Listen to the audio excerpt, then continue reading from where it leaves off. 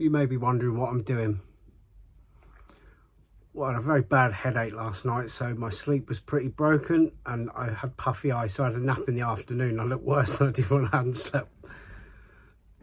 So you see beauty salons and spas doing it, so I'm just seeing if it works. Just put some half-moon cucumbers chilling on my eyes there. Got a bit of baggy eye cream you put on your eyes, moisturiser stuff. Did that earlier. But they slide off. I can't do the whole cucumber because I won't be able to do anything. It's exciting, isn't it? Things people watch.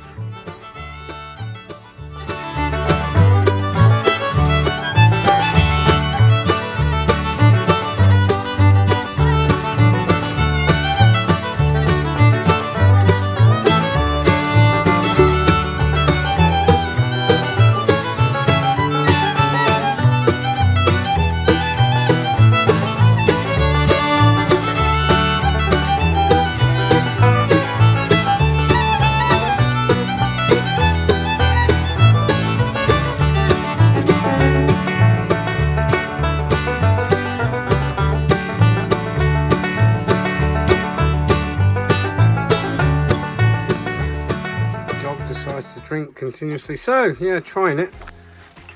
It's true what they say. We get a bit of the ash, so we're just going to dunk it in there, do that, and then wipe it on. It does clear it. Most of it anyway. Who knew? So there, we're banded in our lives to use chemicals. Sorry about this. Chemicals for everything. Give this a bit of water spray there, so it's wet. But in reality, you can just pick up a cloth and use the ash to clean off the gunk. It's work around there, needs a bit of work. But yeah, true what they say then. You can clean the glass with the ash. Yeah, our entire life, so we use this chemical, use that chemical, use this medication, use that medication, when the problem to get rid of this is within the excess of what it was. Fascinating. I mean, like, it's a mucky old job when you're doing this, but there we go. Look, already bit of ash, bit of elbow grease, 90% clean. Just wiped off with tissue. Next stage, let's see if we get a little bit more scrubbing. Can't do this for too long, this was just an experiment. Next bit. So there we have it. Yes, you do clean glass off with the old ash and a bit of water. Obviously wet the cloth, dip it in, boom, scrubs off. Yeah, I could get better than that, to be honest. The edges, I'd get it probably back to 100%, but I don't really have time. I'm on a tight list of stuff to do before my last few days of freedom. Back to work again. You know what? Good suggestion, that YouTube person. Will you look at that? How clean, you can even see through it. Next day.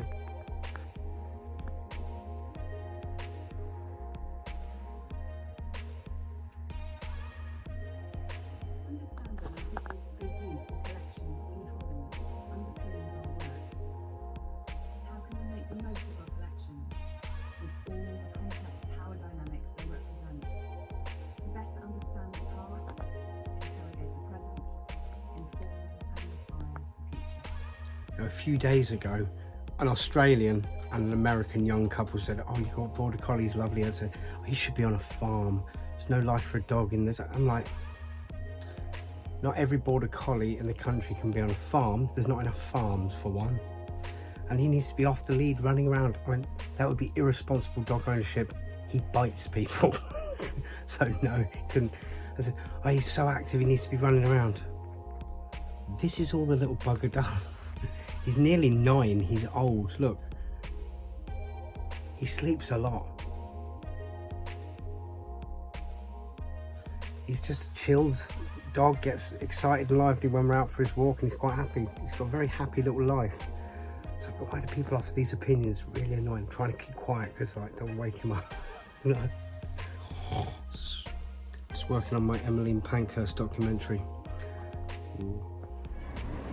And here's something someone mentioned recently. Duck records!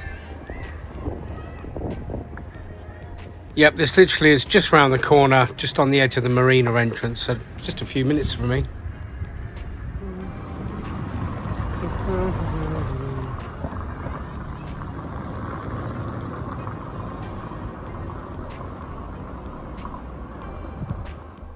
They often say go hard or go home.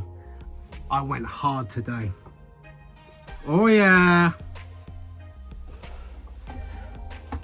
So yeah, here I am in a pink suit. Problem is, the line-up of that's not great because you can see that does my head in. But anyway, yes, here you go, all out there in a pink suit. Sorry about the light. And yes, the very vintage glasses, these ones. So it's been a very eventful week. I'm going to tell you so much that's gone on, but other things I need to hold back and get into it a little bit down the line. Let's talk some news about the last few days. The hairdryer idea works. So what it's done is almost shrink wrapped it. So it has stuck the side down. So I'm going to try the rest another day. Another win. Speed dating. I tried it, never again. The exact problem that I thought would be the case was that you look around, you see certain people and you go, I don't really fancy any of them. That was the case. Oh, the conversation was so hard as well, and I talk a lot, but it was difficult. It was difficult, so never doing that again. Lessons learned on that front. Had some job offers. Some of them better than others, but I had a lot of interviews. None, as we know, is hotels, so I gave up on that. And there's things in the pipeline. I'm going to delay the job stuff for a little while, like I say. In other news, there'll be a slight delay on my next episodes. It's not going to be weekly, it's going to be fortnightly at the minute because there's lots of things going on I've got to keep up with. So there's going to be a slight delay, and obviously this is going to be a slightly shorter episode.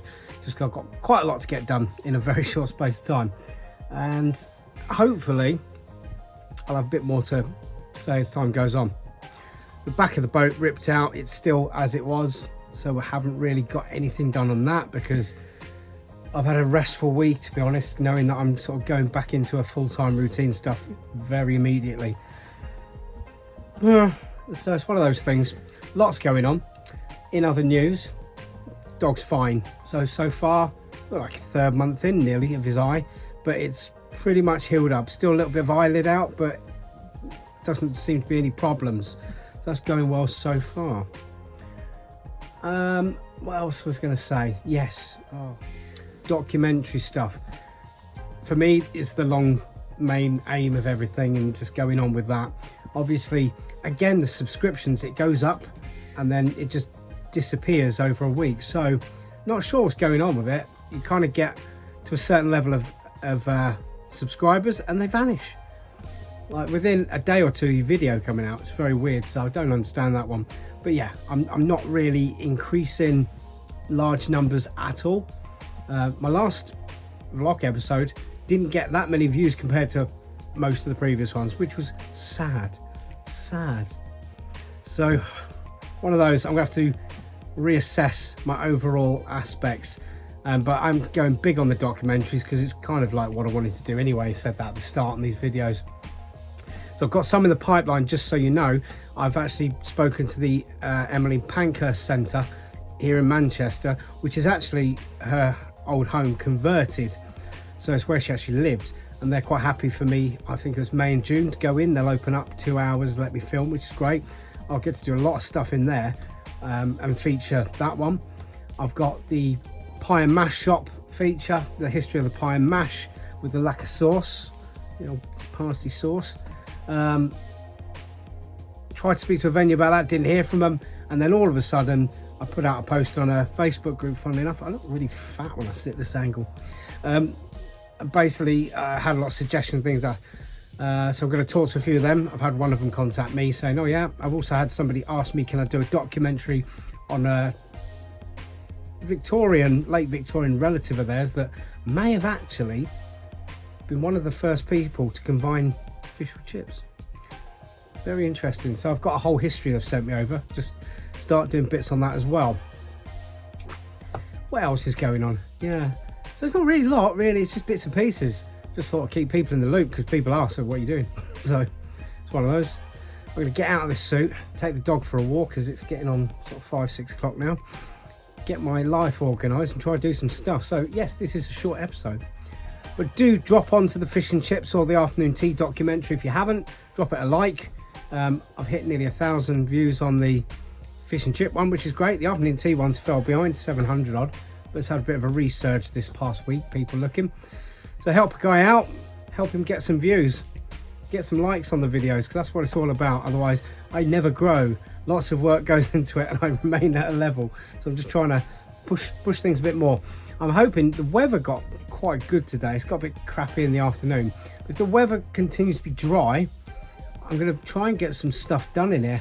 I'm going to have a bit of a rethink on certain design aspects of the boat as well, because as the bedroom is all out now and the bathroom's gone, obviously got that construction to do, which is a bigger job for a little bit down. I'm going to do some of bits in here as well. Yeah, so I'll let you know when I know. But for now, it's been a bleeding long day. Didn't sleep very well again. My sleep pattern this last month has been awful. So I went to bed about 3 a.m. Could not sleep. Laid there for about 4 hours. I think it's probably about 8:30, 9:30 or something. Around that time, I managed to fall asleep. But then I had to get up at 11 for 2 appointments. So it's been a bit of a bugger, because when I don't work, I fall into this kind of routine of when I was a singer, where you're up all night and sleep all day. And it is not good. It's very hard to get out of it. But I suppose I'm going to be doing afternoons and evenings from now on in a work capacity for now, at least. So yeah, got to be up, but not early, but then I'll be getting back late. Wish me luck. Event management, haven't done it for a while. I've done restaurants quite recent, but you never forget it. It's the thing I've got the most experience in. So here we go.